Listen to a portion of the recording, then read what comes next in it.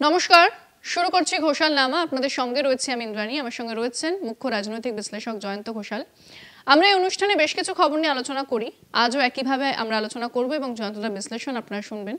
প্রথমে যে গুরুত্বপূর্ণ খবরের দিকে নজর রাখবো, চলতি মাসেই মার্কিন প্রেসিডেন্ট ডোনাল্ড ট্রাম্পের সঙ্গে বৈঠক করবেন পাক প্রধানমন্ত্রী শাহবাজ শরীফ। আমরা জানি যে যেভাবে মার্কিন যুক্তরাষ্ট্র ভারতের ওপর ট্যারিফ চাপিয়েছে, শুল্ক যুদ্ধ যেভাবে চলছে, পাশাপাশি ভারত এবং পাকিস্তানের সম্পর্ক কোন জায়গাতে রয়েছে, অপারেশন সিন্দুরের পর যেভাবে ভারত পাকিস্তানকে প্রত্যাঘাত করেছে এবং সন্ত্রাসবাদ নিয়ে ভারত কিন্তু বিশ্বের প্রত্যেকটি মঞ্চে গিয়ে মুখ খুলেছে, প্রধানমন্ত্রী মোদীকে নিন্দা করতে দেখা গিয়েছে।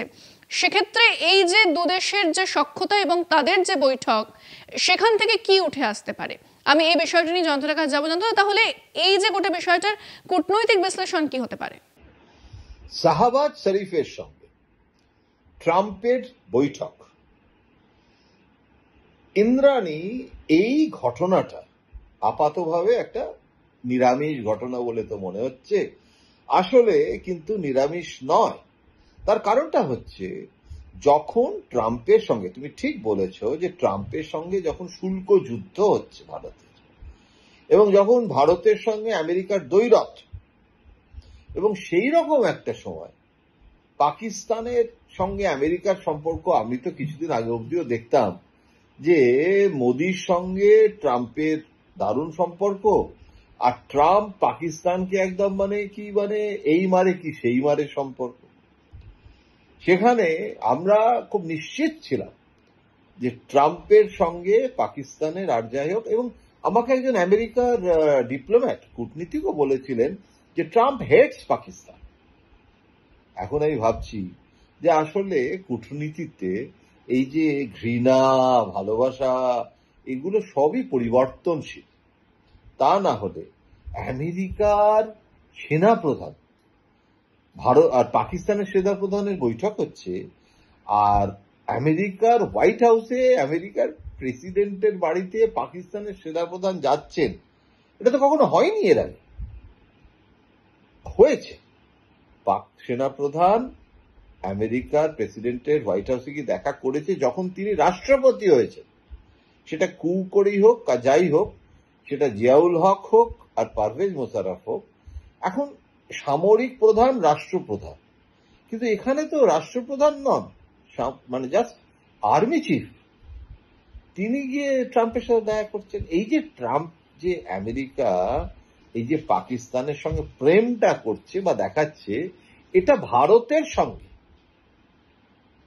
দর কষাকষির একটা পাকিস্তান দেখিয়ে একটা দর কষাকষি।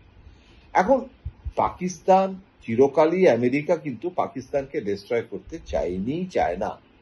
আমাকে একজন খুব প্রবীণ কূটনীতিক বলেছিলেন যে পাকিস্তানকে বাঁচিয়ে রাখতে চায় আমেরিকা।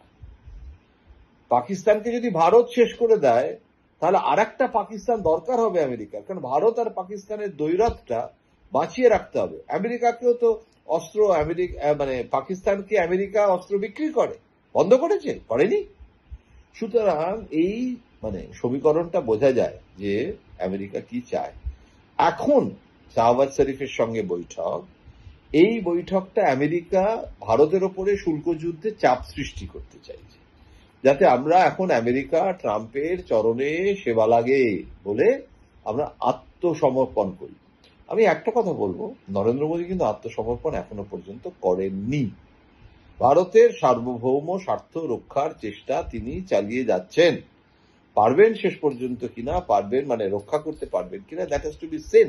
কিন্তু এখানে একটা কথা বলবো, যে এই যে শাহবাজ শরীফের সঙ্গে ট্রাম্পের বৈঠক, এটা শাহবাজ শরীফের সাথে ট্রাম্পের যে বৈঠক, এটা তো হওয়ার কথা নয়, এখন হচ্ছে।